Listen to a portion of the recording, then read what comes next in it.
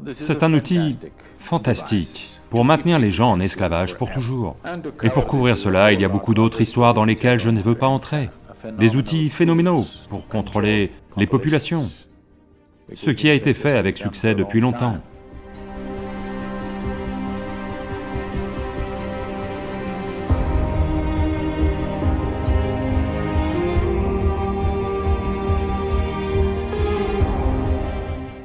Ça dépend de la façon dont on s'est façonné. Si nous devenons des êtres humains merveilleux, c'est une chose. Si nous sommes devenus une horrible manifestation de l'humanité, c'est à coup sûr le péché originel. C'est une erreur. Péché est un mot trop fort, c'est peut-être une erreur. Donc trop d'erreurs sont commises dans le monde, aucun doute là-dessus. Vous prétendez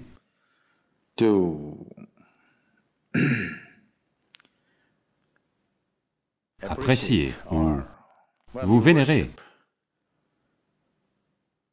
celui qu'on appelle le Créateur. Mais vous avez un énorme problème avec la création. Si vous n'appréciez pas la création, pourquoi diable devriez-vous vénérer le Créateur?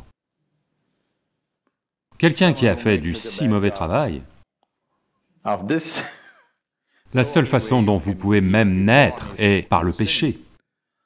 Je pense qu'il doit être banni.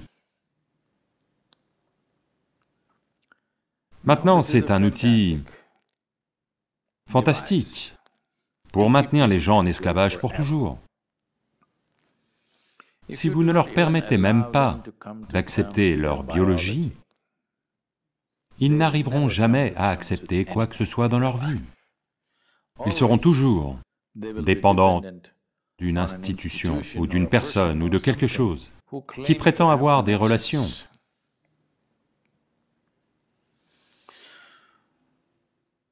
Un jour,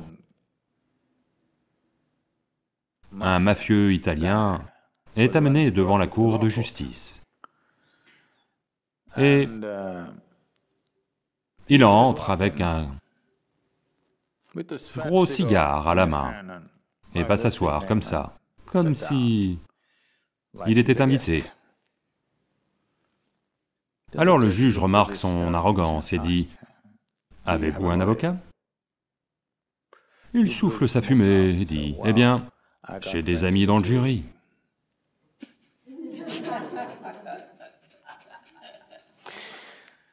Donc, les gens qui sont censés avoir des relations ailleurs, vous serez toujours leur esclave, parce que vous vous sentez coupable de votre biologie. Tout cela prend des formes de plus en plus grossières. Donc à part dans certaines cultures, partout ailleurs, où les croyances religieuses dominantes ont été propagées, dans toutes ces cultures, malheureusement, ils vous font vous sentir coupable de votre existence même, parce que de cette façon, vous serez toujours esclave de ce qu'ils ont mis en place. Quoi que ce soit, quelque chose d'aussi fondamental que les cycles menstruels d'une femme. Elle doit s'en sentir coupable et elle est impure. Son existence est impure. Malheureusement, je veux que vous et tous les enseignants du monde comprennent que si votre mère n'avait pas de cycle menstruel, vous ne seriez pas né, même si elle a rencontré votre père. Oui, donc le matériel de fabrication de la vie, inutilisé, est ce qu'il est. Et si cela est impur, votre naissance même est impure, c'est de toute façon ce qu'ils essaient de vous dire, que votre naissance est impure. Et pour couvrir cela, il y a tout un tas d'autres histoires dans lesquelles je ne veux pas entrer. Dès lors que vous n'acceptez pas votre propre existence physique, essentiellement, vous n'accepterez jamais aucune autre dimension de votre vie. Cette seule chose va vous étouffer pour toujours. C'est une astuce fantastique pour vous maintenir asservi pour toujours. Pas étonnant que les institutions aient duré. Bien qu'elles aient perdu leur pertinence, elles se maintiennent simplement parce que votre existence même, vous vous en sentez coupable. Si vous vous sentez coupable de votre existence même, ça veut dire que celui ou ce qui est la source de la création devrait être encore plus coupable.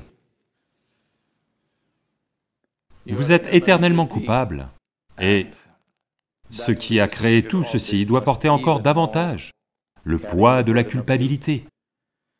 La culpabilité et la peur ont été des outils phénoménaux pour contrôler les populations, ce qui a été fait avec succès pendant longtemps.